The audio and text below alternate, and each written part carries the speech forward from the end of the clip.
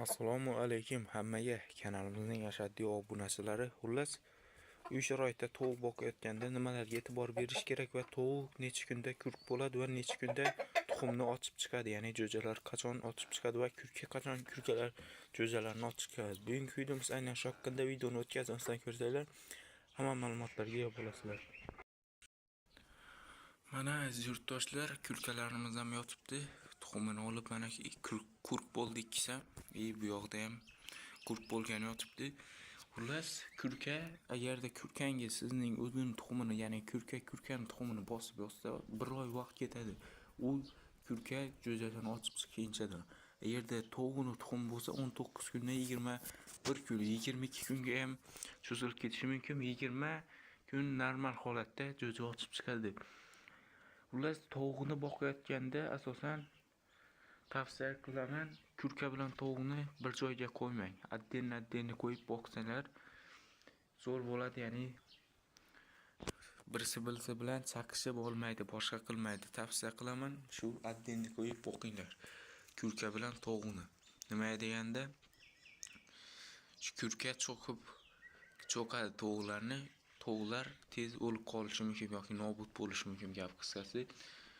Mana shunaqa joyda kurka boqyapman. Xullas, buning jo'jalarini ham sizlarga videoga olib ko'rsataman nasib bo'lsa. Xullas, uy sharoitida tovuq boqish uchun iloj bo'lsa, kattaroq joy olinglar va tovuq olayotganda tavsiya qilaman sizlarga kasal emas, sog'lom tovuq olib boqinglar va undan tashqari tovuqni tez kurk qilish uchun non turuji, xamir turush va undan tashqari bug'doyni ko'kartirib beringlar. Shuni yeb yursa kurk bo'ladi va shu 3 ta tuxum, 4 ta tuxumni tug'adigan joyga metka qilib tashab qo'yinglar. Shu ko'raverib shu tuxumni yotib qoladi bir kun. Va undan tashqari tovuq shu aytganimdek 20 kun normal holatda jo'ja ochib chiqadi. Va tovuqni tagiga 10 ta 11 ta tuxum tashanglar. 9 ga tashasanglar ham bo'ladi, kichikroq tovuq bo'lsa. Kattaroq tovuq bo'lsa 10 ta 11 ta. Juda kichik tovuq bo'lsa agarda jo'ja tovuq 1 yillik, unga tavsiya qilaman 7 ta 8 ta tashanglar va 1 yil o'tgan yil kurk bo'lsa bu yil ham kurk bo'ladi. Yilda kurk bo'ladi narsalar. Ko'pchilik shuni tushunmaydi ekan.